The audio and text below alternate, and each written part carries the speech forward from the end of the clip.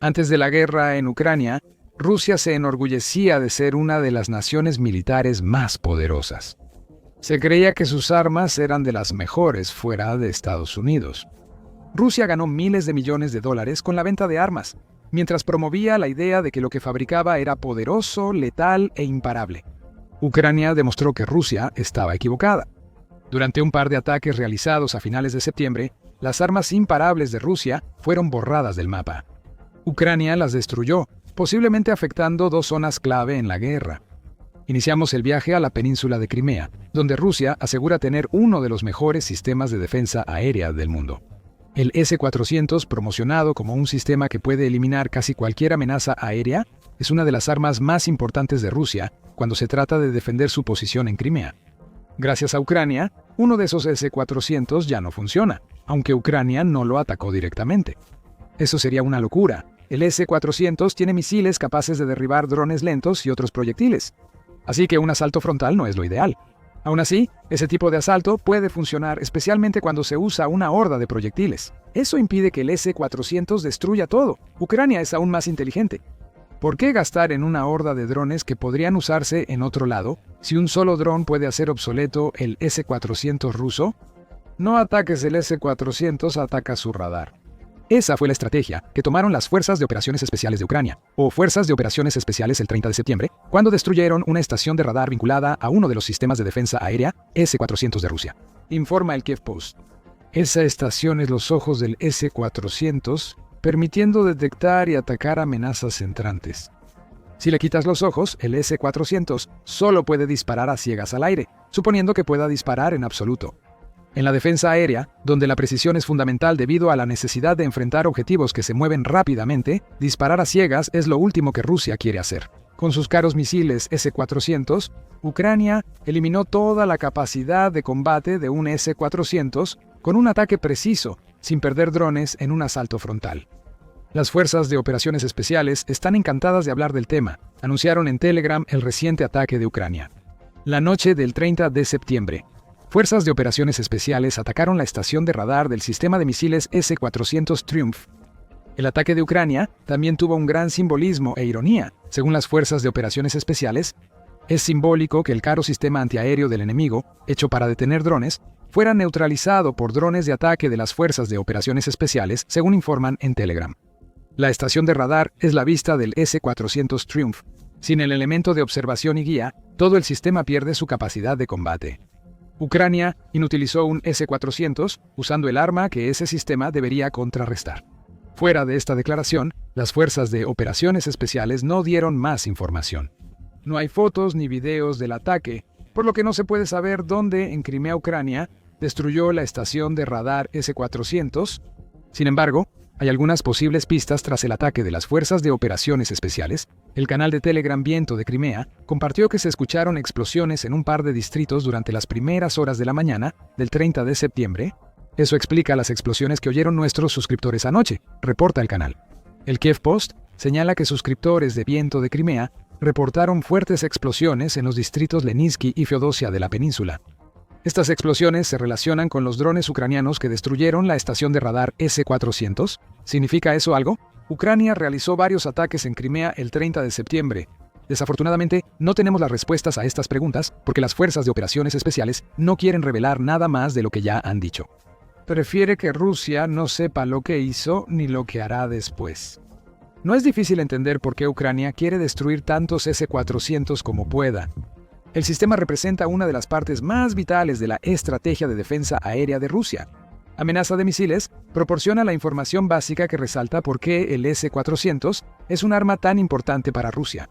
Es un sistema de misiles superficie-aire, muy móvil y capaz de atacar casi cualquier objetivo aéreo. Incluye drones, misiles de crucero, aviones y misiles balísticos en la fase final de descenso hacia un objetivo. Algunos de los misiles del sistema pueden recorrer hasta 400 kilómetros o alrededor de 250 millas, aunque otros tienen un alcance más limitado. Rusia también tiene la opción de usar el misil 48N6, que cuenta con una ojiva de fragmentación altamente explosiva de 143 kilogramos o 315 libras, o el 77N6. Ese segundo misil tiene una ojiva igual de pesada que la del 48N6 pero es de impacto directo, no altamente explosiva. Hasta 2021, el S-400 era el sistema de defensa aérea más avanzado de Rusia, hasta la llegada del S-500. El Kyiv Post dice que se supone que el sistema es incluso comparable al Patriot estadounidense, que Ucrania ha utilizado ampliamente para enfrentar los ataques aéreos rusos. Esta puede no ser la comparación más precisa, ya que los Patriot tuvieron un mejor desempeño que el S-400 durante la guerra. Sin embargo, la funcionalidad básica parece ser similar. Los S-400 cuentan con radares, lanzadores y sistemas que detectan y designan objetivos automáticamente. Estos sistemas, hasta la selección y el lanzamiento de cada misil, supuestamente son totalmente automatizados. El S-400 también parece ser algo modular. El Kyiv Post informa que un S-400 puede operar hasta 40 lanzadores, pero no es obligatorio usar todos. Cada uno de estos lanzadores puede contener 4 misiles, proporcionando un total de 160 misiles para una unidad S-400 completa. Los radares y rastreadores del S-400 pueden identificar y atacar hasta 80 objetivos a la vez, cada uno recibiendo 2 misiles. Todo esto es impresionante. Además, estas especificaciones confirman que atacar un S-400 con una horda de drones no es lo más económico. Puede funcionar siempre y cuando la horda tenga al menos 80 drones. Si son menos, Ucrania podría perder todos sus drones antes de lograr un impacto. Por eso atacaron la estación de radar. Destruir esa estación hace que hasta 160 misiles S-400 en lanzadores en Rusia sean casi inútiles. Ucrania destruyó un sistema de defensa aérea considerado imparable. Esta es la razón de su importancia. El S-400 que Ucrania destruyó estaba en Crimea, donde hay varios de estos sistemas en la costa noroeste. Eso te muestra cuánto valora Vladimir Putin a Crimea. Cada S-400 cuesta entre 200 millones y 12.000 millones de dólares según la fuente. Hasta en el rango más bajo, este sistema es muy caro, lo que resalta tanto su supuesto poder como la importancia que Crimea tiene para Putin. Pero que Putin mande tantos S-400 a Crimea es un problema para Rusia. La primera señal de este problema surgió en mayo, cuando Pravda reportó que la Marina ucraniana afirmó que Rusia movía más defensas aéreas a Crimea. El vocero de la Marina, Dmitry Pletenchuk, señaló un problema para Rusia que a Putin no le preocupaba o desconocía. Crimea es valiosa para Rusia, tanto simbólica como logísticamente, dijo Pletenchuk. La isla tiene mayor densidad de defensa aérea que muchas regiones rusas. Los rusos tienen dificultades para reponer pérdidas por sanciones y falta de microelectrónica. En otras palabras, Putin está creando puntos ciegos al trasladar tantas defensas aéreas de Rusia a Crimea. En septiembre, Ucrania empezó a aprovechar estos puntos ciegos. Publicamos un video explicando cómo. Échale un vistazo si quieres saber cómo la obsesión de Putin con Crimea pone en riesgo a Rusia continental. Ahora, piensa en esto. Pletenchuk afirmó que las sanciones dificultan a Rusia construir y mantener sistemas de defensa aérea al limitar el acceso a componentes y microelectrónica. Una estación de radar S-400, casi con toda seguridad, entraría en esa categoría de cosas que Rusia está teniendo dificultades para construir en este momento. La destrucción de una estación de radar S-400 en Crimea por Ucrania busca debilitar tanto el control ruso sobre la península como el territorio continental ruso. La obsesión de Putin por mantener el control de Crimea es tal que probablemente dará prioridad a reemplazar la estación de radar destruida. Como la reparación es probablemente imposible, deberán tomar una estación de radar de otro S-400 y enviarla a Crimea. Por supuesto, el S-400 que pierda su estación de radar quedará tan ciego como el que Ucrania acaba de atacar. Putin terminará sacrificando defensas aéreas en otra parte de Rusia para mantener la fuerza de Crimea. Eso crea brechas, donde Ucrania ve oportunidades para más ataques de largo alcance contra Rusia durante 2025. Volvamos al debilitado control ruso en Crimea. Este problema afecta a Putin desde hace tiempo, pues Ucrania ha atacado repetidamente las defensas aéreas e instalaciones militares en Crimea. Entre finales de agosto y principios de septiembre, Ucrania destruyó 6 equipos rusos en pocos días. Todos estaban en Crimea, todos eran valiosos para Rusia. Conoce más sobre ellos en nuestro video sobre los ataques devastadores en Ucrania. Este tipo de ataques son parte de lo que el Consejo Atlántico llamó un debilitamiento lento y constante del control de Rusia sobre Crimea en octubre de 2024. Hace más de un año, Ucrania ya atacaba objetivos militares importantes en Crimea, según el Medios. Combinando esos ataques con los ataques a la flota del Mar Negro que han dejado ese antes temido conjunto de barcos prácticamente inútil. Y obtienes una estrategia de ir desgastando la armadura de Crimea, Putin termina en una situación sin salida. O debilita a Rusia reemplazando el equipo destruido en Crimea, o pierde control sobre Crimea al mantenerlo, ya que se necesita para defenderse de ataques en Rusia continental. Esta es una situación sin salida para Rusia porque Ucrania obtiene lo que quiere. De cualquier manera, Ucrania puede acercarse más a Crimea o realizar más ataques contra refinerías y otros activos militares dentro de Rusia. Aún así, Putin podría pensar que Rusia al menos puede mantener la fuerza de su ofensiva dentro de Ucrania, incluso con todos estos problemas de defensa aérea. Quizá eso ya no aplique. Ahora pasemos al segundo ataque mencionado al inicio del video. Ahora vamos a Kharkov, una región que ha sufrido ataques constantes de Rusia desde que Putin inició la invasión. El 30 de septiembre, el Kiev Post informó que Ucrania destruyó 2 sistemas rusos, TOS-1A, Soltsepiok, sistema de lanzacohetes múltiple en Kharkov. El medio afirma que el 429º Regimiento Separado de Drones Aquiles de Ucrania llevó a cabo los 2 ataques. En ambos casos, el regimiento utilizó drones para realizar el trabajo, tal como lo hizo en Crimea, y hay videos que lo demuestran. Publicado el 29 de septiembre, pocas horas después de que Ucrania destruyera la estación de radar S-400 en Crimea. Ese video está en YouTube, publicado por el 429º Regimiento Separado de Drones Aquiles. El video dura aproximadamente 50 segundos y parece mostrar 2 ataques realizados con drones de vista en primera persona o vista en primera persona. Primero, vemos imágenes granuladas grabadas por uno de los drones. Es difícil distinguir algo hasta que el dron ajusta ligeramente su curso. Entonces el objetivo aparece en la imagen. Un lanzacohetes Soltsepiok de Rusia resalta contra el fondo oscuro. El dron de Ucrania desciende, se lanza hacia su objetivo y luego explota. El video muestra imágenes de otro dron vista en primera persona recorriendo el paisaje de Kharkov en busca de su objetivo. Ubica el objetivo rápido. El segundo Soltsepiok sistema de lanzacohetes múltiple se mueve, pero no lo bastante rápido. El dron ucraniano se enfoca y destruye el segundo potente sistema de lanzacohetes múltiple ruso con un impacto directo. Todo esto ya es bastante impresionante, pero imágenes de ataques vista en primera persona como este salen de Ucrania casi a diario. ¿Por qué son especiales estos ataques? La clave es el arma destruida por Ucrania. El lanzacohetes múltiple Soltsepiok, valorado en $15 millones, es considerado legendario en Rusia, según el Kiev Post. Además, es un lanzacohetes múltiple que dispara cohetes termobáricos, una de las municiones convencionales más devastadoras del arsenal ruso. Pronto explicaremos por qué frenar el uso de estos cohetes por Rusia es una gran victoria. Analicemos en detalle el lanzacohetes múltiple Soltsepiok. Según Army Recognition, el lanzacohetes múltiple Soltsepiok suele llamarse lanzallamas pesado y no lanzacohetes convencional. Es móvil gracias a que está instalado sobre el chasis de un tanque T-72 y está diseñado para ofrecer apoyo de fuego a la infantería de asalto y a los regimientos de tanques.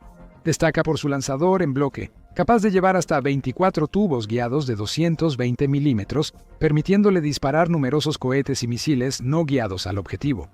Tripulado por 3 personas, el Sansepiak sistema de lanzacohetes múltiple puede alcanzar una velocidad máxima de 60 km por hora o 37.2 millas por hora y tiene un alcance de 550 kilómetros, lo que equivale a unas 341 millas. Esta movilidad permite a Rusia usar su sistema de lanzacohetes múltiple en un asalto y trasladarlo al siguiente objetivo tras cumplir su función. Sin embargo, no es un arma perfecta. A pesar de su supuesto estatus legendario, el sistema de lanzacohetes múltiple Soltsepiok tiene varias debilidades, señala el Kiev Post. La falta de blindaje es una. El arma es un sistema de lanzacohetes múltiple sobre chasis de tanque, haciéndola vulnerable a las mismas armas que han destruido tanques rusos en la invasión. Los misiles antitanque y lanzagranadas son amenazas graves para un sistema de lanzacohetes múltiple Soltsepiok. Además, como ya hemos visto, los drones pueden atacar al sistema de lanzacohetes múltiple sin que éste pueda hacer nada al respecto. ¿Cómo podría hacerlo? Si el sistema de lanzacohetes múltiple Sansepiok intenta atacar drones ucranianos con cohetes, es poco probable que logre un impacto directo, incluso si sucede. Rusia no quiere eso cuando sus tropas están cerca. ¿Por qué? Ya te lo dijimos. El sistema de lanzacohetes múltiple Sansepiok lanza cohetes termobáricos. Es este hecho lo que lleva a muchos a designarlo como un lanzallamas pesado, debido a cómo funcionan las armas termobáricas. La capacidad del sistema para lanzar estos cohetes muestra por qué es clave que Ucrania destruyera 2 sistemas de lanzacohetes múltiple Soltsepiok. The Guardian y la BBC explicaron en 2022 por qué las armas termobáricas son tan letales. Rusia las usó casi desde el inicio de la invasión. lo que causó protestas por la crueldad de emplear la llamada bomba de vacío contra Ucrania. El nombre alternativo sugiere ¿qué pasa al detonar un arma termobárica? La BBC señala que las armas termobáricas tienen un contenedor de combustible y cargas explosivas. Al impactar el arma, la primera carga explosiva rompe el contenedor de combustible, dispersando su contenido como nube en el entorno. Después ocurre la segunda explosión, que detona toda la nube, capaz de infiltrarse en edificios y defensas no completamente sellados. Una enorme bola de fuego estalla, quemando todo lo que tenga la mala suerte de quedar atrapado dentro, como si eso no fuera suficiente. Esta bola de fuego absorbe el oxígeno cercano, creando el vacío que da nombre a esta arma. La bola de fuego te atrapa o te asfixias. Estos efectos hacen que las armas termobáricas sean controvertidas, pues dañan más que los explosivos convencionales. Y a Rusia le encanta usarlas. En marzo de 2022, Marcus Hellyer, analista principal del Instituto Australiano de Política Estratégica, dijo a The Guardian: «Sabemos que las tácticas rusas implican destruirlo todo». Dijo: «Es evidente que los ucranianos se atrincheran en algunas ciudades. A medida que eso continúa, los rusos van a recurrir cada vez más a usar cualquier arma que tengan, incluyendo armas termobáricas, en zonas urbanas densamente pobladas». Kharkov es una ciudad donde soldados y civiles ucranianos se han atrincherado desde el inicio de la guerra. Tal vez no sea casualidad que 2 lanzacohetes Sol-Sepiok estuvieran en Kharkov. Ninguno puede lanzar los cohetes termobáricos que Rusia usó en Kharkov antes, lo que reduce la presión sobre Ucrania. Kharkov aún es objetivo de Rusia, aunque Putin diga lo contrario. En mayo de 2024, el líder ruso mintió al decir que no quería capturar Kharkov. En una cita publicada por Politico, Putin culpó a Ucrania por los ataques rusos contra Kharkov. En cuanto a lo que está sucediendo alrededor de Kharkov, eso también es culpa de ellos, afirmó Putin. Porque han estado bombardeando y, lamentablemente, siguen atacando barrios residenciales en las zonas fronterizas, incluyendo Belgorod. Y he dicho públicamente que si esto continúa, nos veremos obligados a crear una zona segura, una zona sanitaria. Eso es lo que estamos haciendo. Putin afirmó que no buscan capturar Kharkov, sino proteger las regiones fronterizas de Rusia. Esa justificación es débil para lo que Rusia hace en Kharkov. En 2025, los ataques rusos no disminuyen. La presencia de 2 lanzacohetes Sol-Sepiok en la región revela los planes de Rusia si los drones vista en primera persona ucranianos no los hubieran destruido. Kharkov también es víctima regularmente de los ataques aéreos de Rusia. En junio, un ataque con drones, bombas guiadas y misiles mató al menos a 4 personas en la ciudad. La realidad es que Rusia quiere Kharkov. Gracias al ataque con drones de Ucrania, tomar esa ciudad se ha vuelto mucho más difícil. Los rusos tienen que despertar y aceptar la realidad, dijo el vicepresidente de Estados Unidos, J.D. Vance, el 28 de septiembre. Mucha gente muere y no tiene mucho que mostrar por eso. Esas palabras serían muy dañinas para Vladimir Putin, pues provienen de una nación que él creía haber influenciado para apoyar a Rusia hace pocos meses. Pero hay un golpe extra en la declaración de Vance. No solo Estados Unidos afirma que Rusia perdió la guerra, también lo dicen los propios rusos. En un duro golpe para Putin, los rusos admiten que la guerra en Ucrania está perdida. No era lo esperado para Putin. Cuando sus fuerzas entraron en Ucrania en febrero de 2022, él pensó que la resistencia sería aplastada rápidamente. Claro, Rusia podría sufrir algunas bajas, pero los tanques entrarían en Kiev y Ucrania no tendría otra opción más que capitular. Como cuando Rusia anexó Crimea en 2014, el conflicto inició cuando Ucrania respondió con fuerza. Las fuerzas desprevenidas de Rusia fueron repelidas, perdiendo muchas de las ganancias iniciales obtenidas durante la operación militar especial. La ayuda militar occidental comenzó a inundar Ucrania y revolucionó la guerra moderna con el uso de drones. Y ahora, aquí estamos, cada vez más cerca de que se cumplan 4 años desde que Putin lanzó su invasión. Ucrania no solo sigue en pie, sino que también está causando un daño tremendo al ejército ruso. Si Rusia debía ganar al tomar Ucrania, entonces ya perdió. Y ahora, algunas de las voces más prominentes de Rusia están diciendo lo mismo. Una de esas voces es Tatiana Montian. Montian es una propagandista pro-Kremlin, no una opositora regular a Putin, según el Kiev Independent. Seguir la línea del partido es su especialidad, lo que significa que pasó los últimos años repitiendo lo que Putin quiere que diga para convencer al pueblo ruso de que la guerra de Putin va mejor de lo que parece. Parece que ya no es así. En una entrevista el 22 de septiembre, Montian afirmó que la situación en Rusia era tan grave que pronto tendrían que tomar medidas drásticas. Se avecina una segunda ronda de movilización.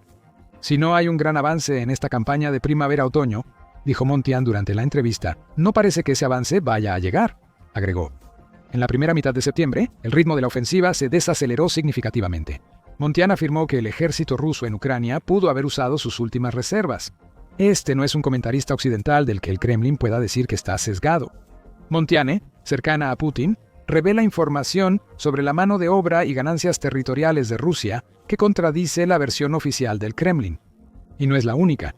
Apenas un día antes de que Montiane diera su entrevista, Dmitry Rogozin hacía comentarios similares. Rogozin es parte del grupo pro-Kremlin.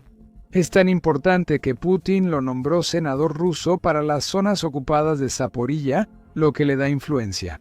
Cuando se trata de lo que está ocurriendo en ese sector, la voz de Rogozin dice que Rusia está perdiendo. En entrevista con Blognot, a Rogozin le preguntaron por qué Rusia aún no ha ganado en Ucrania. Puso excusas diciendo, solo estamos nosotros, el ejército y la marina, aliados de Rusia. La marina participa menos actualmente por razones obvias. Por otro lado, muchos países tecnológicos apoyan al régimen pushista de Kiev. Aunque esto parece que Rogozin está tratando de hacerse la víctima con la carta de la pobre Rusia, si leemos entre líneas, nos damos cuenta de la verdadera historia. Rogozin dice que las sanciones occidentales afectan a Rusia y ya impactan en el campo de batalla. Rusia, antes considerada una potencia militar, carece de los recursos necesarios para lograr avances territoriales importantes. Rogozin dice que los drones de Ucrania son un problema y que tienen 10 veces más que Rusia. Rusia no puede hacer nada porque los fabricantes de drones ucranianos operan bajo tierra y fuera de su alcance. El mapa avanza con gran dificultad y un alto costo para nuestras tropas, dice Rogozin. Es ese precio colosal lo que vincula los comentarios de Rogozin con los de Montián. Ambos comentaristas pro-Kremlin están señalando que Rusia está perdiendo en Ucrania porque está pagando un precio demasiado alto en sangre rusa por las pequeñas ganancias que está obteniendo dentro de Ucrania. Pero volveremos a ese punto en un momento. Los comentarios de Rogozin no pasaron desapercibidos para uno de los antiguos líderes títeres de Rusia en la Ucrania ocupada. Pavel Gabariev es un ex líder títere prorruso. El gobernador de Donetsk usó Telegram para comentar lo dicho por Rogozin. Él señaló que Rusia tiene más pérdidas por estar a la ofensiva, mientras que Ucrania está a la defensiva. Él dice que el ejército de Ucrania está bastante satisfecho con esta situación, especialmente ahora que ha comenzado a atacar las refinerías de petróleo de Rusia. Gabariev informó que el 26% de la capacidad de refinación rusa fue destruida o dañada por estos ataques. Esto frena la maquinaria de guerra rusa, tanto como su alta tasa de bajas. Además, los ataques a refinerías dan a Ucrania ventaja al golpear a Rusia en su propio territorio. Eso es algo que Putin nunca esperó al iniciar su invasión. Gabariev le dijo algo a Putin que nunca habría esperado de uno de sus ex representantes. La propaganda rusa sigue engañando al público diciendo que las fuerzas armadas ucranianas están por ser derrotadas, mientras nosotros estamos desgastando al enemigo y pronto ganaremos. La situación está estancada y, de hecho, es una derrota, afirmó Gabariev. Esa afirmación lleva a Gabariev a sugerir que los propagandistas rusos, incluido Putin, han mentido al pueblo. Rusia no está ganando, no avanza y pierde mucha gente, dice Gabariev. Termina su declaración en Telegram con un mensaje impactante. No hay posibilidad de terminar con el Distrito Militar Central con una victoria, mientras el sistema de poder colonial de Rusia permanezca intacto. Gabariev, quien fue clave para Putin y fue puesto en poder en Donetsk, acaba de pedir el derrocamiento del gobierno ruso. Sin duda, eso es lo que parece por ese comentario. Pero parece que Gabariev solo está reflejando un sentimiento creciente de enojo hacia Putin que se está sintiendo en toda Rusia. El ruso promedio comienza a notar que el Kremlin les ha mentido por años, especialmente ahora con tantas muertes. Están empezando a tener el valor suficiente para hablar, cosa que quizás no habrían hecho antes. El Kiev independiente ofrece el ejemplo perfecto de lo que parece ser una fuente creciente de sentimiento anti-Putin dentro de Rusia. Antes, estos comentarios de propagandistas pro-Kremlin eran impensables. Los medios estatales rusos, como el canal NTV, transmitieron en vivo el programa de debate político Lugar de Encuentro. El 19 de septiembre, ese programa tuvo un invitado que dijo que las cifras de pérdidas de Ucrania que comparte el Kremlin con los rusos son imposibles. Con el estallido de las hostilidades, el ejército ucraniano llegó a tener hasta 80.000 personas. Con el tiempo, aumentó de cerca de 10.000 a 120.000 por año, señaló el invitado. Por lo tanto, no puede haber pérdidas de 17 millones a 2 millones, porque en ese caso, el ejército ucraniano simplemente no existiría. Hay una cifra interesante, lo que sugiere que el Kremlin comunica eso a su gente. Ucrania ha perdido hasta 2 millones de personas, el doble de las bajas rusas, según su Ministerio de Finanzas. Como dice el invitado, eso no es posible. La resistencia de Ucrania habría caído antes si así fuera. La conversación incluso fue un poco más allá. El anfitrión de Meeting Place le preguntó al invitado si creía que el Ministerio de Defensa ruso le estaba mintiendo al pueblo. La respuesta del invitado fue impactante. No solo el nuestro, respondió, antes de agregar que es un gran error subestimar al ejército ucraniano. Reflexiona sobre las implicaciones. Estos comentarios de un ruso común muestran lo que muchos en el país piensan de Putin y la guerra sangrienta en la que ha involucrado a su gente. Además, estos comentarios se emitieron en vivo por la televisión estatal. La situación se está poniendo tan mal para Putin que incluso los medios controlados por el Kremlin están tan inquietos que están dispuestos a transmitir disidencia. Tal vez no sea coincidencia que los comentaristas que dicen que Rusia pierde en Ucrania empezaron a hablar tras esta entrevista. Quizás se cruzó un punto de inflexión y ahora Putin arriesga a ser arrastrado por una opinión pública cada vez más negativa. Volvamos al punto que mencionó Gabariev sobre que Rusia está perdiendo la guerra. Esto es una admisión, aunque no exactamente de la manera que podrías pensar. Gabariev y otros comentaristas no dicen eso. Rusia ha perdido porque su ejército casi colapsa ante la defensa ucraniana. No es una derrota tradicional donde un lado aniquila al otro. Es resultado de varios factores. Primero, como mencionamos en la introducción, la operación militar especial que se suponía que duraría unos pocos días se ha prolongado durante años. Eso ya es una derrota en sí misma, porque mostró al mundo que Rusia no es ni de cerca la nación militar efectiva que la gente había creído durante décadas. Así que la primera derrota es la humillación causada por el fracaso en obtener una victoria rápida. La segunda, y mucho más importante derrota, proviene del hecho emergente de que Rusia no puede ganar. Eso puede sonar extraño, pero una nación atacante que no logra avanzar pierde tanto como una nación que es destruida por un atacante. Este es el problema de Rusia. A pesar de todos los recursos, incluida su gente, lanzados contra Ucrania, casi no ha conseguido tomar territorio. En cambio, cada día que pasa trae consigo más muertes y más señales de que Rusia, eventualmente, tendrá que renunciar a su objetivo de despojar a Ucrania de su soberanía.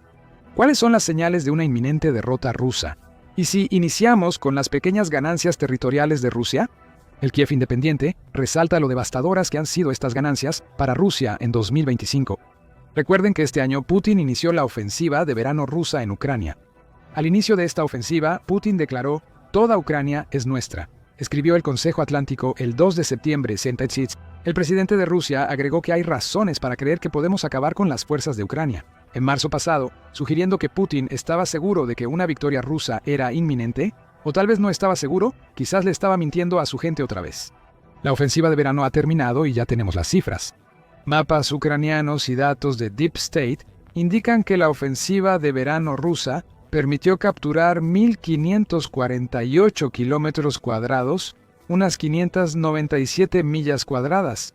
Eso fue más territorio ucraniano que Rusia ocupó entre junio y agosto de 2024, pero solo equivale al 0.256% del total de Ucrania.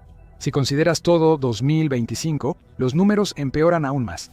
Entre el 1 de enero y el 31 de agosto, Rusia perdió a 210.000 de sus soldados entre muertos y heridos. El fracaso de la ofensiva de verano hizo que el número aumentara más de lo previsto. Aún así, esta pérdida supera lo que Vladimir Putin esperaba al invadir Ucrania. Además, 2024 fue peor para Rusia. El año pasado, Al Jazeera informó que Rusia ganó 4.168 kilómetros cuadrados, 1.609 millas cuadradas, perdiendo 427.000 soldados. Son 637.000 soldados rusos, perdidos por menos del 1% del territorio ucraniano desde inicios de 2024. Ya lo hemos dicho, pero vale la pena repetirlo, esto no es sostenible. No importa cuánto reclute Rusia, no puede afirmar que está cerca de la victoria cuando las cifras muestran su escaso avance. Esta es una guerra de desgaste que Rusia comenzó y que Rusia está perdiendo. Por supuesto, Putin no quiere que nadie se dé cuenta de que ese es el caso. Por eso miente. Pero el 30 de septiembre, Dargens informó que fue descubierto en una de esas mentiras. Todo comenzó cuando el Ministerio de Defensa de Rusia publicó un mapa en su canal de Telegram. Nada parecía fuera de lo normal a primera vista. El ministerio afirmó que el mapa mostraba las ganancias territoriales de Rusia desde principios de 2025, y aunque esas supuestas ganancias podrían ser discutidas, todo parecía bastante normal. Sin embargo, algunas personas muy observadoras descubrieron que lo último que tenía este mapa era normalidad. El mapa no era moderno. Tenía al menos 50 años evidenciado, porque Siversk aparecía como llama en el mapa, nombre que no se usa desde 1973. También había otros problemas con los nombres, incluyendo que el mapa usaba nombres para ciudades que Rusia había abandonado previamente, pero que Ucrania había adoptado. Por ejemplo, Bakhmut estaba etiquetada como Bakhmut. Eso no parece un problema, ¿verdad? Rusia ya no llama Bakhmut a la ciudad, aunque hace décadas sí lo hacía, afirma Dargan. Empezó a usar ese nombre de vez en cuando en documentos oficiales. Al combinarse con el tema de llama, el uso de Bakhmut muestra que Rusia emplea un mapa antiguo. Rusia parece intentar usar un mapa antiguo para distorsionar sus avances territoriales. Un solo mapa hizo que el Ministerio de Defensa de Rusia dañara su propia credibilidad. ¿Por qué usaría un mapa antiguo si no quisiera manipular las cifras? Quizás el mapa usaba límites de ciudades antiguos que ya no existen, haciendo parecer que Rusia había ganado más territorio del que realmente tenía. O tal vez Rusia realmente está usando mapas de hace décadas y de verdad no tiene idea de lo poco territorio que está reclamando. Es difícil decirlo, pero Rusia cometió un error aquí y solo echó más leña al fuego del argumento de que está perdiendo la guerra en Ucrania. Hablando de perder, esto nos lleva a la segunda señal.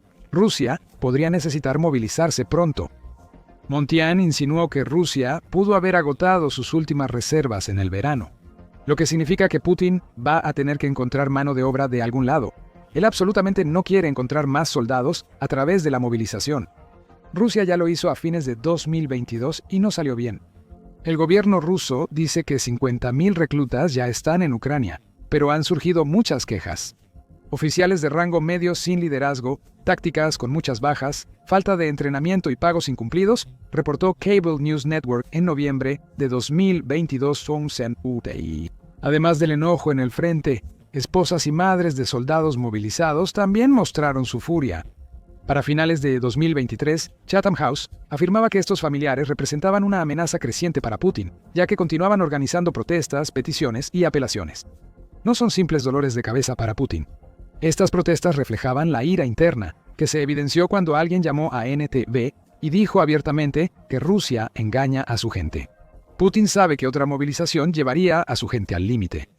Sin embargo, todavía está buscando lo que Radio Europa Libre Radio Libertad llamó mano de obra desechables.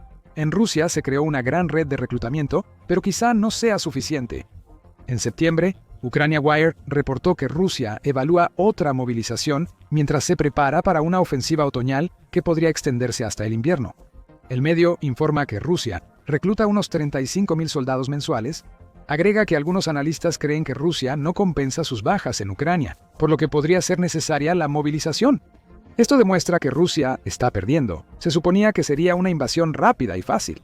No se suponía que Rusia tendría que movilizarse 2 veces, ni depender de altos sueldos para atraer soldados contratados. Eventualmente, Putin se quedará sin soldados. Esto lo obligará a abandonar sus ambiciones en Ucrania o a tomar una decisión que podría voltear al público inquieto en su contra. De cualquier forma, Rusia pierde y Putin lo sabe. Eso nos lleva a la señal final de que Rusia ha perdido la guerra en Ucrania. Putin mismo lo cree así. Por supuesto, el presidente de Rusia nunca lo dirá. Sin embargo, una de las figuras militares más destacadas de Estados Unidos dice que dentro del Kremlin sienten que Rusia ha perdido la guerra en Ucrania. Esa figura es el enviado especial del presidente de Estados Unidos para Ucrania, Keith Kellogg. El 30 de septiembre, United 44 reportó los comentarios de Keith Kellogg en el Foro de Seguridad de Varsovia. Creo que, en el fondo, Putin sabe que no va a ganar. Es una pelea perdida para él. A largo plazo no ocurrirá, dijo Kellogg. Agregó que Ucrania empeora el panorama a largo plazo con sus ataques a refinerías rusas.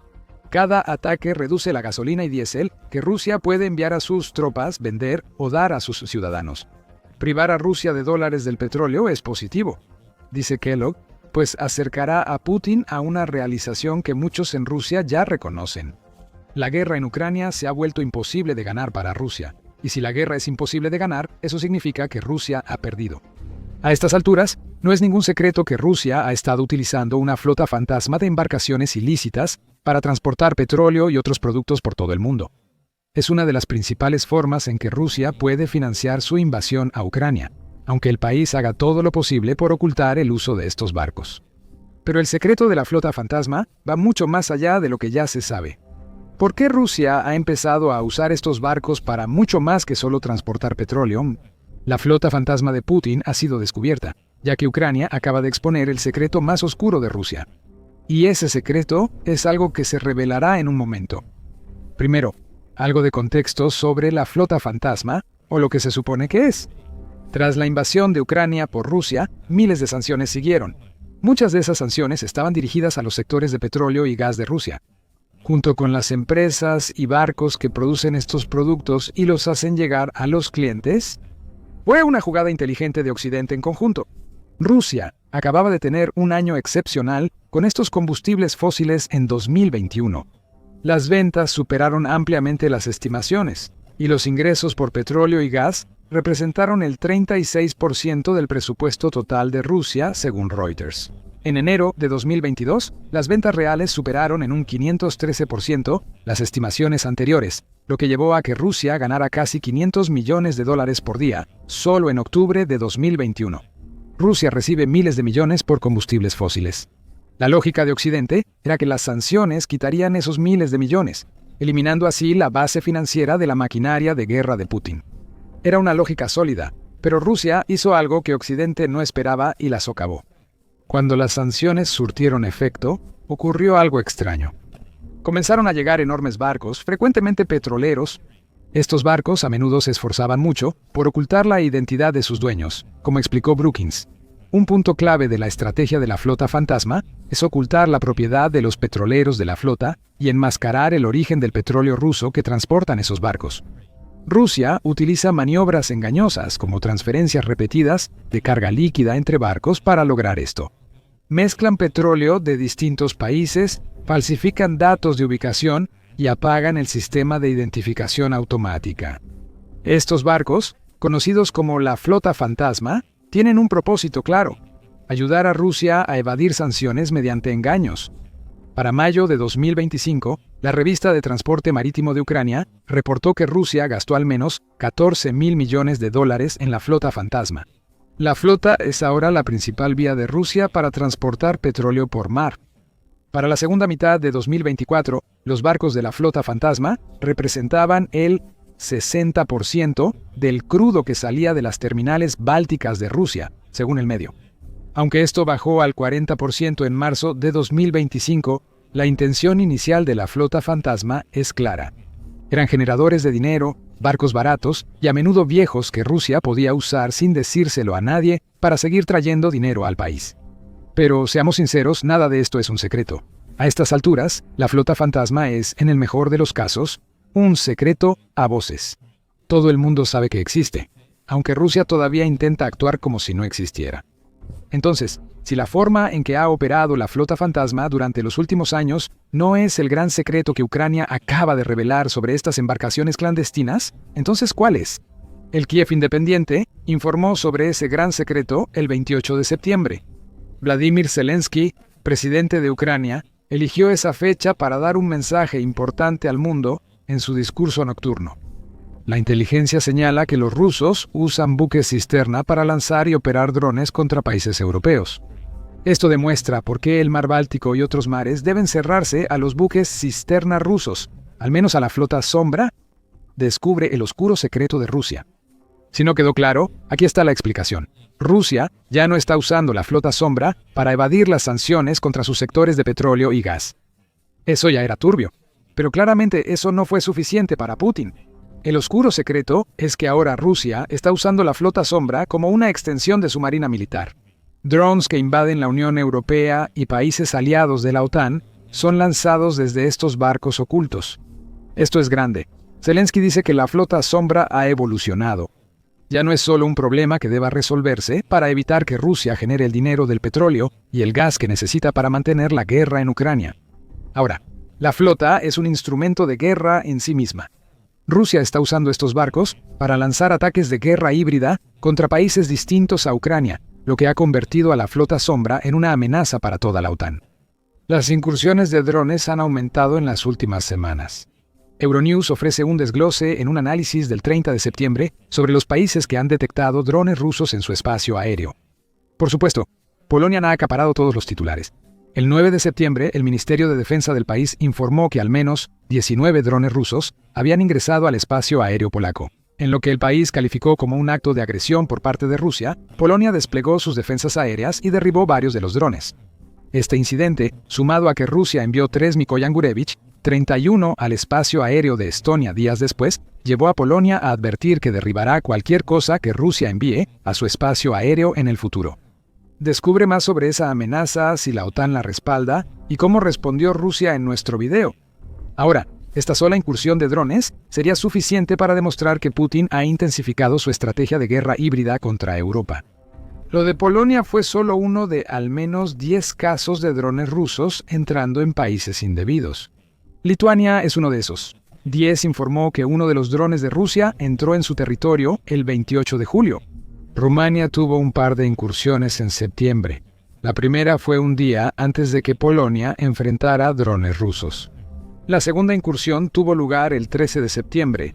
Dinamarca y Noruega enfrentaron drones rusos cerca de aeropuertos y sitios militares en la segunda mitad de septiembre. Lo mismo ocurre con Francia, y Alemania también ha reportado avistamientos de drones rusos en su territorio.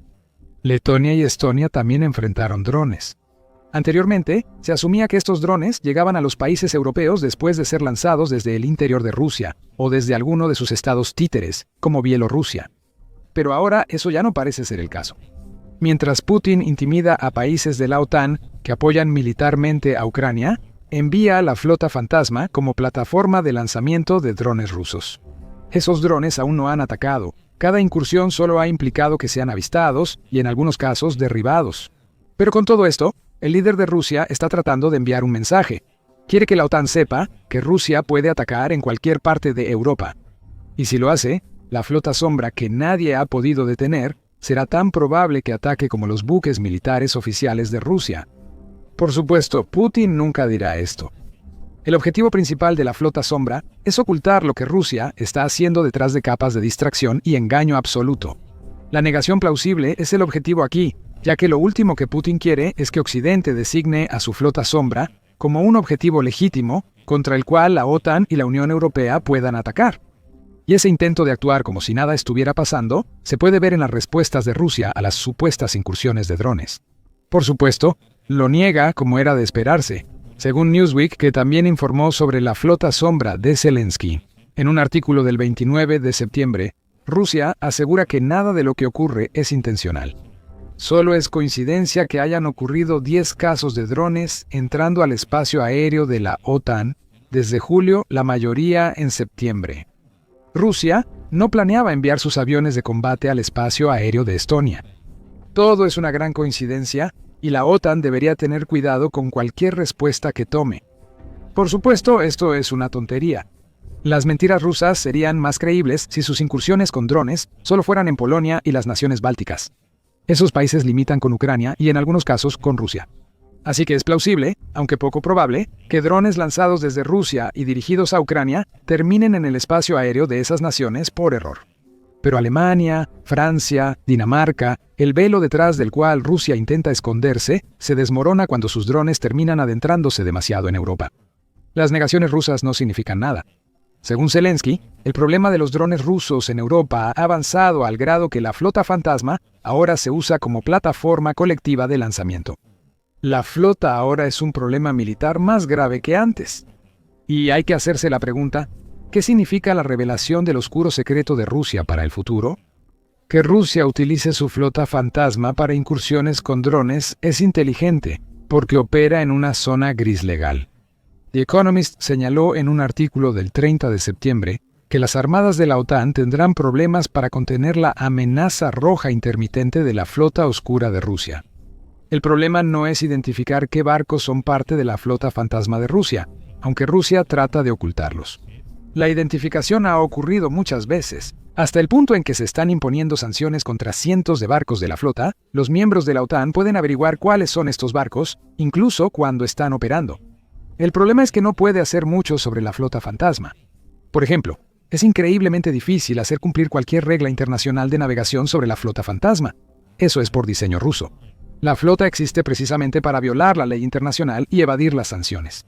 Cuando un barco de la flota fantasma es atrapado en territorio prohibido, los canales legales tradicionales suelen fallar. Finlandia lo ha aprendido por las malas, como señala The Economist. Desde que el Eagle S cortó cables en el Golfo de Finlandia, los fiscales han tenido problemas para probar que no fue accidental. El medio informa que el barco, propiedad de una empresa de Emiratos Árabes Unidos y con bandera de Islas Cook, podría tener vínculo con Rusia. El barco de Rusia prácticamente fue sorprendido cortando cables y Finlandia todavía está luchando por hacer algo al respecto. ¿Cómo puede haber recurso legal si un dron se lanza desde un barco de la flota Sombra? Rusia no se atreverá a lanzar estos drones si un barco de la OTAN observa y negará que el dron salió de un barco si lo descubren. El personal de la OTAN no va a abordar los barcos de la flota Sombra para buscar operadores de drones. Será muy difícil conseguir pruebas que se mantengan en un tribunal. E incluso, si se puede probar que los drones que entran en el espacio aéreo europeo provienen de un barco de la flota Sombra, Rusia de todos modos lo va a negar. La OTAN al menos puede enviar barcos para patrullar sus aguas, pero esos barcos de la OTAN no pueden estar en todos lados al mismo tiempo. ¿Y qué hacen si detectan un barco de la flota Sombra? Quizás si ese barco está en aguas de la OTAN y lo sorprenden lanzando un dron, la OTAN podría tener algún recurso. Tal vez uno de sus barcos incluso podría atacar. Un ataque así obligaría a Putin a admitir que un barco de la flota Sombra es ruso para poder condenar el ataque. Siendo realistas, es poco probable que la OTAN arriesgue una escalada. Ese es el punto. La flota Sombra permite a Rusia atacar a naciones de la OTAN sin represalias, siendo una herramienta valiosa para Putin. Y hablando de ataques híbridos, está claro, después de los últimos meses de incursiones de drones rusos, que los vehículos aéreos no tripulados se están convirtiendo en una amenaza mayor para Europa. Esa amenaza solo va a crecer ahora que, al parecer, los drones de Rusia también son marítimos. Zelensky ya ha señalado esto. El presidente de Ucrania dijo en el Foro de Seguridad de Varsovia el 29 de septiembre que los drones rusos son ahora la principal amenaza. No solo para Ucrania o las naciones de la OTAN en el flanco oriental, sino para toda Europa del Norte. Zelensky afirmó que Ucrania apoyará a Europa contra los drones rusos. Zelensky propuso a Polonia y otros socios crear un escudo conjunto y seguro contra amenazas aéreas rusas. Esto es posible. Ucrania puede enfrentar drones y misiles rusos, y si actuamos juntos tendremos armas y capacidad suficientes. Zelensky afirma que la unidad es clave ante la amenaza de drones rusos. Pero ¿cuánto puede realmente contribuir Ucrania mientras sigue en guerra con Rusia? Es algo que nadie sabe. Europa, al menos, está tomando en serio la amenaza de drones rusos, sin importar si esos drones vienen de los barcos de la flota Sombra. El 1 de octubre, líderes de la Unión Europea llegaron a Copenhague para discutir cómo contrarrestar las constantes incursiones de drones rusos. Dinamarca se aseguró de que la reunión fuera lo más segura posible, al grado de imponer fuertes restricciones de tráfico a los ciudadanos de Copenhague y prohibir los vuelos de drones civiles hasta el viernes.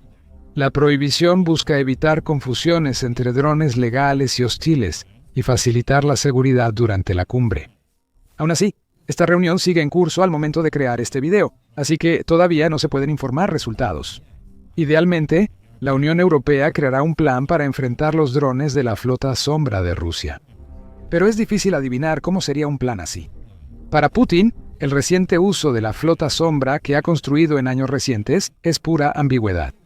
El líder de Rusia sabe lo difícil que es para la OTAN hacer algo respecto a sus barcos de la flota Sombra sin arriesgar una escalada, ya que las tensiones entre Rusia y la OTAN ya están llegando al punto de ebullición.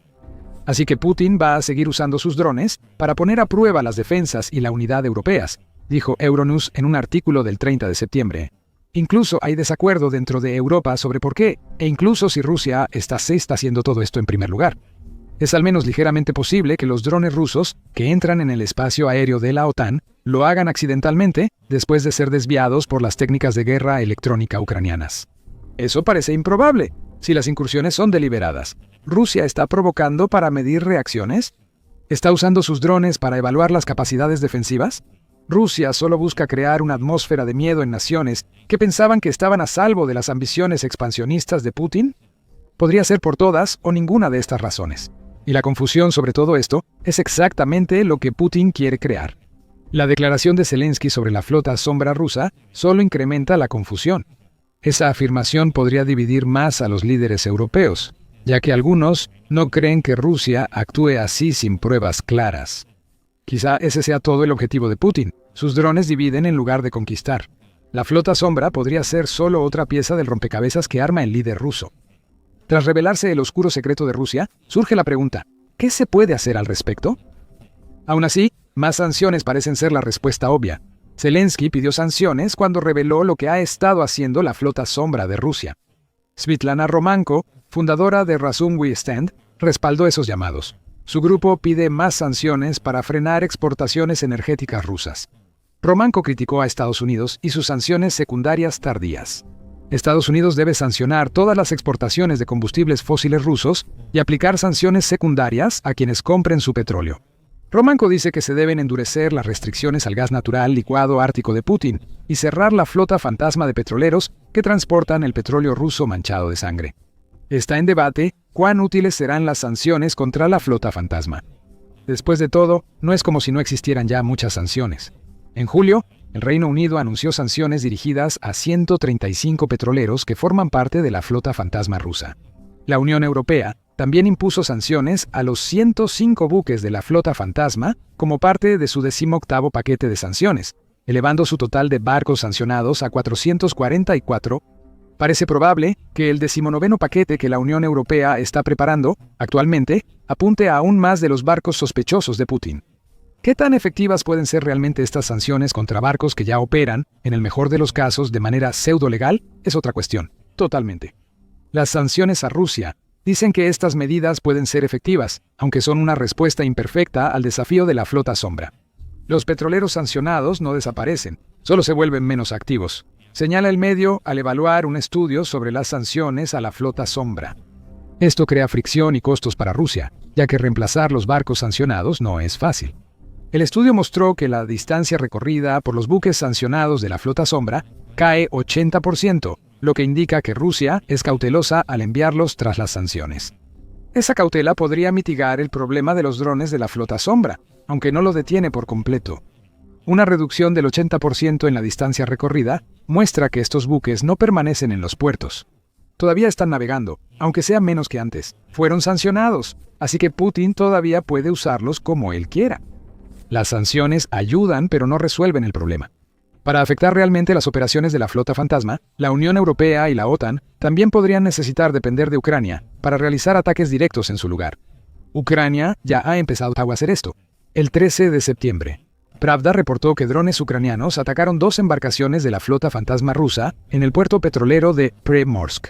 Ucrania usa drones para dañar puertos petroleros rusos en el Mar Negro, afectando indirectamente a la flota fantasma al quitarles puntos clave para cargar petróleo. Ambos enfoques tienen méritos y se complementan. Ucrania ataca y Occidente impone sanciones. Se debe considerar cualquier impedimento para que la flota fantasma zarpe.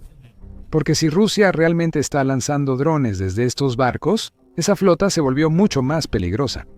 Ucrania podría estar a punto de recibir una mejora increíble en su arsenal, cortesía de los Estados Unidos de América. Missiles Tomahawk. Con un alcance impresionante y un enorme poder explosivo, estos misiles revolucionarios abrirían un sinfín de nuevas posibilidades, permitiendo a las fuerzas de Kiev llevar a cabo ataques destructivos en profundidad a lo largo y ancho del territorio enemigo. Tienen el poder de poner a Rusia de rodillas y quebrar la voluntad de Vladimir Putin, llevando la guerra en una nueva y dramática dirección. Aquí está la razón. El misil BGM-109 Tomahawk, desarrollado en los años 70, es uno de los misiles de crucero de ataque terrestre más poderosos. Ofrece 4 ventajas principales en comparación con otros misiles. La principal y más importante ventaja es el alcance. Los misiles Tomahawk pueden recorrer distancias extraordinarias, alcanzando objetivos a hasta 1000 millas de distancia desde sus lugares de lanzamiento. Algunas variantes tempranas del Bloque 2 podían ir incluso más lejos, recorriendo cerca de 1550 millas. Fueron retiradas hace años. De cualquier manera, 1000 millas es una distancia enorme, especialmente en comparación con muchos otros misiles convencionales, muchos de los cuales tienen alcances máximos mucho menores. Por ejemplo, Los Storm Shadows europeos solo alcanzan unas 155 millas. Por su gran alcance, los Tomahawk ofrecen muchas opciones de ataque y permiten atacar numerosos objetivos, brindando a sus operadores capacidades de ataque en profundidad superiores. A la vez infunden temor en el enemigo. Cuando su oponente puede atacarlos en cualquier momento y lugar, es mucho más difícil predecirlo y tomar medidas para proteger a su gente y recursos. Pero el alcance no importaría tanto si estos misiles fueran lentos o fáciles de interceptar. Y eso nos lleva directamente a la segunda gran ventaja del Tomahawk, su agilidad. A pesar de medir 20 pies de largo, tener una envergadura de 85 pies y un peso total de más de 3.300 libras, estos misiles son sorprendentemente ágiles. Impulsados por motores turbofan Williams International F-107 WR-402 con combustible TH Dimmer y cohetes de combustible sólido. Los Tomahawk llegan a unas 570 millas por hora. Eso no es la velocidad del sonido, por lo que los Tomahawk son misiles subsónicos, no supersónicos o hipersónicos, aunque siguen siendo rápidos. Además, los Tomahawk vuelan a baja altitud, normalmente entre 30 y 45 metros sobre el suelo. Esto los hace más difíciles de detectar en las pantallas de radar enemigas, y también más complicados de interceptar, ya que el terreno circundante básicamente ayuda a ocultar los misiles mientras siguen sus trayectorias de vuelo. Además, los Tomahawk también pueden utilizar una variedad de sistemas de guía, incluyendo sistema de posicionamiento global, navegación inercial y coincidencia de contornos del terreno, para alcanzar sus objetivos previstos. Gracias a esto, los Tomahawk casi siempre alcanzan sus objetivos, y aunque las fuerzas enemigas logren detectar un misil entrante, a menudo tienen muy poco tiempo para reaccionar o responder a la amenaza.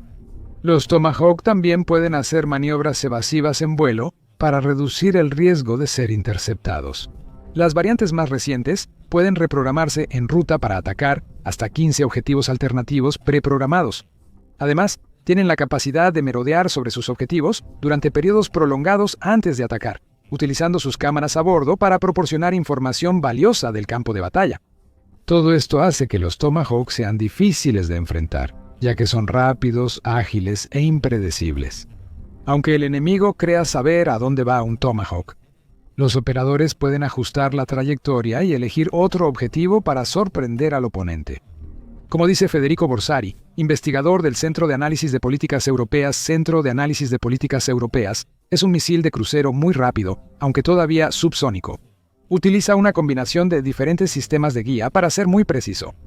En una entrevista con el Kiev Independent, Borsari agregó: "Actualmente yo diría que es la principal herramienta de Estados Unidos para atacar objetivos terrestres a gran distancia, y se lanza principalmente desde plataformas navales, incluyendo submarinos y buques de superficie. Una vez que alcanza su objetivo, el Tomahawk tiene el poder de fuego necesario para causar un daño devastador, lo que nos lleva a su tercera ventaja importante, la potencia. Las variantes más potentes del Tomahawk pueden llevar ojivas de alto poder explosivo de hasta 1000 libras. También pueden tener dispensadores de submuniciones y bombas BLU-97B de efectos combinados. En pocas palabras, estos misiles son más que capaces de destruir casi cualquier objetivo que se interponga en su camino. Esto abarca activos militares clave e infraestructura vital, como puestos de mando, cuarteles, depósitos de municiones, aeródromos, hangares, barcos, almacenes de combustible, puentes, puertos, estaciones de radar, sistemas de defensa aérea y estructuras reforzadas como bases fortificadas y búnkeres subterráneos. Y esto no es solo hipotético, está comprobado. Los Tomahawk se usan desde principios de los 90 en la Guerra del Golfo y la Operación Tormenta del Desierto, eliminando sitios de misiles superficie-aire, instalaciones de defensa aérea y puestos de mando con facilidad. Cualquier fuerza militar equipada con misiles Tomahawk tiene el poder de borrar estructuras enemigas del mapa cuando quiera, y hay muy poco que sus oponentes puedan hacer al respecto. El cuarto y último gran punto a favor del Tomahawk es su flexibilidad. Fue creado en el Laboratorio de Física Aplicada de la Universidad Johns Hopkins en Maryland. Diseñado para satisfacer la necesidad del ejército estadounidense de un misil de crucero de alcance medio a largo que fuera lo suficientemente flexible como para ser equipado con una amplia variedad de ojivas. El equipo de desarrollo eligió un diseño modular, permitiendo crear más de una docena de variantes con el tiempo. El Tomahawk tiene variantes antibuque y de ataque terrestre, con distintas ojivas para destruir diversos objetivos. El diseño del Tomahawk también ha sido mejorado en numerosas ocasiones a lo largo de los años, con nuevas tecnologías introducidas e integradas que hacen que estos misiles sean aún más flexibles y temibles. En resumen, los Tomahawk ofrecen todo lo que uno esperaría de un misil de crucero, ya sea un alcance excepcional, un poder de destrucción impresionante y una agilidad asombrosa en el aire. Como ya se mencionó, estos misiles han demostrado su eficacia en acción. La Fuerza Aérea, el Ejército y la Marina de Estados Unidos han usado Tomahawks durante años, empleando cientos en conflictos y operaciones militares. Más de 300 se lanzaron contra objetivos clave en Irak durante la Operación Zorro del Desierto en 1998. Docenas impactaron objetivos en Afganistán durante la Operación Libertad Duradera tras los atentados del 11 de septiembre y otros se han utilizado en Libia, Siria y más recientemente, Irán. Otras fuerzas armadas de todo el mundo, incluyendo la Marina Real Británica, la Marina Real Australiana y la Marina Real de los Países Bajos, también han adquirido Tomahawks de Estados Unidos. Varios países como Canadá, Alemania, Polonia y España han mostrado interés en comprarlos para sí mismos. Existen muchos otros misiles de crucero y balísticos que parecen excelentes en papel o presumen de especificaciones técnicas y capacidades impresionantes. Ucrania incluso está liderando el camino en este campo, revelando recientemente sus misiles Flamenco de largo alcance, por ejemplo. Sin embargo, muchos misiles modernos no se han probado ni comprobado en el campo. El Tomahawk lleva décadas en servicio, destruyendo eficazmente numerosos objetivos enemigos. Equipo muy confiable, destructivo y valioso para cualquier arsenal. Para Ucrania sería un cambio drástico. Aunque no hay decisión oficial de enviar Tomahawks a Ucrania, es algo que se analiza cuidadosamente, según el vicepresidente de Estados Unidos, J.D. Vance.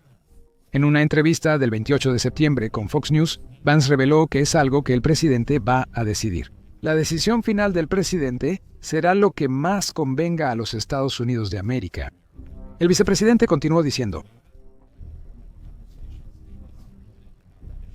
claramente, esto es algo que Estados Unidos está considerando muy seriamente y es algo que el presidente de Ucrania, Vladimir Zelensky, ha solicitado en varias ocasiones.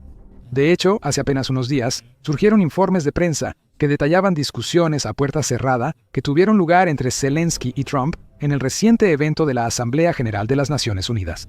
Durante esas conversaciones, según los informes, Zelensky le pidió a Trump que proporcionara capacidades de ataque de largo alcance a Ucrania, argumentando que los misiles Tomahawk ayudarían a aumentar la presión sobre el presidente de Rusia, Vladimir Putin, lo que podría llevar potencialmente a un acuerdo de paz.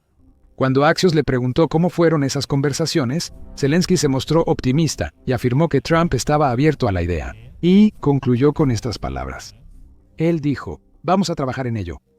Joe Biden, antecesor de Trump, negó en 2024 la petición de misiles Tomahawk de Zelensky, argumentando que era demasiado riesgoso dar a Kiev armas tan potentes y de largo alcance. Por un tiempo, parecía que Trump seguiría un camino similar. El 47º presidente al principio dudó en enviar armas a Ucrania, prefiriendo promover conversaciones de paz y proponer el fin de la guerra, mediante intercambios territoriales. En abril, el presidente de Estados Unidos afirmó que Crimea seguirá con Rusia. También pidió varias veces que Ucrania cediera territorios ocupados a Rusia para negociar la paz y el alto el fuego. Recientemente, Trump ha cambiado drásticamente su tono en sentido opuesto. En septiembre, la administración de Trump aprobó sus primeros paquetes de ayuda militar a Ucrania, financiados por la Lista de Requisitos Prioritarios para Ucrania de la OTAN, Lista de Requisitos Prioritarios para Ucrania. Los primeros envíos llegaron unos días después. Luego, Trump fue un paso más allá, haciendo una proclamación audaz en su sitio de redes sociales, Truth Social, en la que anunció que las fuerzas de Ucrania podrían recuperar todo el territorio que Rusia les quitó. Tras comprender la situación militar y económica entre Ucrania y Rusia, y notar los problemas económicos que esto causa a Rusia, creo que Ucrania, con el apoyo de la Unión Europea, está en posición de luchar y recuperar toda Ucrania en su forma original. Con tiempo, paciencia y apoyo financiero de Europa, especialmente de la OTAN, recuperar las fronteras originales donde inició la guerra es muy posible. Trump también criticó a Rusia en su publicación, acusándola de luchar sin rumbo durante 3 años y medio en una guerra que debería haber tomado menos de una semana en ganar. Es un cambio importante de postura del líder estadounidense, que sugiere que está cansado y frustrado de tratar con las mentiras y falsas promesas de Putin. El secretario de Estado de Estados Unidos, Marco Rubio, lo confirmó recientemente. Trump estaba muy molesto con Putin por no involucrarse en sus esfuerzos para terminar la guerra. Trump aprobó la entrega de varios sistemas de armas estadounidenses importantes a Ucrania como parte del paquete inicial de ayuda de su administración, incluyendo defensas aéreas Patriot y sistemas de cohetes High Mobility Artillery Rocket System. También en su publicación en Truth Social declaró: "Seguiremos suministrando armas a la OTAN para que la OTAN haga lo que quiera con ellas". Todo esto parece sugerir que Trump podría estar dispuesto a ir al siguiente nivel y permitir que Ucrania tenga misiles Tomahawk. Eso lo cambiaría todo, ya que los misiles Tomahawk superarían ampliamente a cualquier sistema de largo alcance que Ucrania haya recibido de sus aliados occidentales. Mejorarían el arsenal ucraniano como pocas armas podrían hacerlo. Como señala Borsari, los misiles Tomahawk serían definitivamente una mejora significativa para el arsenal de Ucrania, especialmente en términos de capacidades de ataque de largo alcance. Le permitiría a Ucrania lanzar una carga mucho más pesada contra los objetivos en comparación con lo que está usando ahora. Esto se debe a que, a pesar de los excelentes programas nacionales de misiles de Ucrania, como el Long Neptune y el Sapsan, todavía depende en gran medida de armas y drones occidentales para llevar a cabo ataques de largo alcance y golpes profundos contra objetivos rusos. En el ataque de la Operación Telaraña a principios de este año, las fuerzas ucranianas usaron drones simples introducidos de contrabando en puntos clave de Rusia para causar daños millonarios a aeronaves y aeródromos rusos. Ucrania también realiza regularmente increíbles ataques con drones a objetivos importantes como refinerías de petróleo, oleoductos, instalaciones de almacenamiento de combustible y depósitos de municiones. Todo esto tiene un gran efecto. Rusia enfrenta una crisis petrolera inédita y escasez de combustible en todo el país, principalmente por ataques estratégicos de Ucrania a instalaciones de combustible. Los drones de Ucrania también han eliminado sistemas de radar importantes, defensas aéreas, puestos de mando y otros lugares clave en Rusia y territorios ocupados, debilitando la maquinaria de guerra del Kremlin. Pieza por pieza, no hay duda de que los ataques con drones son efectivos, pero aún no son tan devastadores como los misiles de crucero y balísticos. Como lo dice Iván Stupak, exoficial del Servicio de Seguridad de Ucrania y legislador ucraniano, los drones sí causan daño. Pueden entrar por ventanas de fábricas de defensa en la retaguardia rusa. Si nos atacan, responderemos. Pero seamos honestos, 50 kilogramos de explosivos son solo 50 kilogramos. 500 kilogramos en un misil pueden marcar la diferencia. Esa es una de las razones por las que Rusia bombardea regularmente pueblos y ciudades ucranianas como Kiev, no solo con enormes enjambres de drones, sino también con decenas de misiles. Frecuentemente, los drones buscan saturar las defensas aéreas de Ucrania para que los misiles logren causar más daño. Y cuando se trata de reservas y poderío de misiles, Rusia y Ucrania están realmente desparejos. Se considera que Rusia posee muchas reservas de misiles Kalibr e Iskander para continuar atacando ciudades ucranianas. Ucrania, por su parte, solo cuenta con un número limitado de misiles occidentales como los Storm Shadow y los Army Tactical Missile System, y aunque ha logrado avances importantes con sus propios misiles nacionales, carece de la infraestructura para producirlos en grandes cantidades. El Flamingo destaca por su alcance de más de 1.800 millas, 3.000 quimeros, y su capacidad de transportar ojivas de más de 2.500 libras. Hay informes contradictorios sobre cuándo entrará realmente en producción en serie. Algunos dicen que tan pronto como en 2025, otros señalan el 2026. Así que su estatus oficial sigue siendo incierto. Eso significa que Ucrania realmente no puede construir ningún tipo de estrategia seria en torno a este misil por el momento. Si Estados Unidos enviara Tomahawks, Ucrania podría planear de inmediato ataques devastadores contra importantes objetivos militares rusos. Y la cantidad de objetivos que quedarían dentro del alcance del Tomahawk es asombrosa. Con los Tomahawks, Ucrania podría atacar no solo Moscú y sus alrededores, sino también ciudades más lejanas como San Petersburgo, Nizhny Novgorod y Saratov. Por nombrar solo algunos ejemplos, de pronto, muchas nuevas bases aéreas rusas, puestos de mando, refinerías y plantas de producción estarían en peligro. Ya hay pruebas claras de la innovación, ingenio y eficiencia de Ucrania al elegir objetivos y atacar los puntos más débiles y valiosos del Kremlin. A diferencia de Rusia, que bombardea Ucrania y lanza drones y misiles fuera de sus fronteras sin misión clara. Ucrania actúa diferente además de intentar matar a muchas personas. Elige los objetivos más importantes, refinerías, depósitos de municiones, etc. Objetivos que paralizan la maquinaria bélica del Kremlin y dificultan que Rusia avance, capture territorio y sostenga su frágil economía. Al hacerlo, golpe tras golpe, Ucrania hace que la guerra sea mucho más difícil de sostener para Rusia. Y, en teoría, aumenta la presión sobre Putin para que acepte que no logrará su objetivo y acceda a un acuerdo de paz. Cuesta tiempo y dinero, pero la estrategia de Ucrania funciona. Las capacidades de producción de petróleo de Rusia han recibido un golpe importante, su economía se debilita cada día y sus fuerzas están luchando por ganar terreno en las líneas del frente. Los Tomahawks podrían acelerar este proceso considerablemente, dándole a Ucrania el poder de destruir decenas de instalaciones rusas críticas y empujar al Kremlin al borde de una catástrofe absoluta. Kiev enfrenta desafíos que debe superar para aprovechar al máximo cualquier Tomahawk que reciba. Por un lado, se dice que cada misil Tomahawk cuesta alrededor de $2 millones, así que es muy poco probable que Estados Unidos esté dispuesto a enviar un gran arsenal. Incluso una pequeña cantidad bastaría para que Kiev cause daño serio a sus enemigos, si los usa con cuidado y planifica ataques con la precisión y estrategia que ha mostrado, evitando desperdiciar misiles. El segundo gran reto es sobre los lanzadores, ya que estos misiles necesitan plataformas especiales para ser disparados. Como explica Vadim Skibitsky, subdirector de la Agencia de Inteligencia Militar de Ucrania, Dirección Principal de Inteligencia del Ministerio de Defensa de Ucrania, los Tomahawk no son fáciles de usar, dijo Skibitsky a The Guardian a principios de este año. Los principales lanzadores son buques de combate o bombarderos estratégicos. No tenemos bombarderos estratégicos. Por lo tanto, Estados Unidos no solo tendrá que proporcionar los misiles en sí, sino también plataformas de lanzamiento como los Typhoon para dispararlos. Los demás aliados de la OTAN de Ucrania tendrían que crear y ofrecer una plataforma adecuada, lo que tomaría más tiempo, dinero y recursos. Esto podría retrasar un ataque con misiles Tomahawk a Rusia, dando al Kremlin más tiempo para aumentar su agresión en el frente.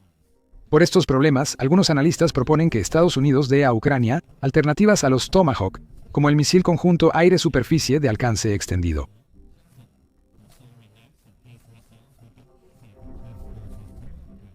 Alcanza unos 1000 kilómetros. Es muy potente y sería una buena solución para Ucrania, además de integrarse mejor en los aviones ucranianos que el Tomahawk. Mientras tanto, otros aliados de Ucrania también están buscando formas de fortalecer las capacidades de ataque en profundidad de Kiev. Alemania, por ejemplo, ha anunciado que suministrará misiles de largo alcance a Ucrania muy pronto, según el canciller Friedrich Merz. Esto, combinado con cualquier arma adicional que Estados Unidos decida enviar, fortalecerá enormemente a Ucrania, proporcionando un impulso muy necesario a su suministro de misiles y poniendo a Rusia realmente a la defensiva mientras continúa el conflicto. Ahora, entérate más sobre lo grave que se está volviendo la situación en Rusia en nuestro reciente análisis de la dramática crisis de combustible que está arrasando con la nación. O mira nuestro video sobre otra mejora reciente en el arsenal de Ucrania. Cazas Gripen de Suecia, famosos por su velocidad, agilidad y tecnologías avanzadas, están listos para ayudar a Kiev a obtener una ventaja aérea crucial. Finalmente, suscríbete a nuestro canal para mantenerte informado sobre los avances clave y eventos de la guerra entre Rusia y Ucrania y otros conflictos globales.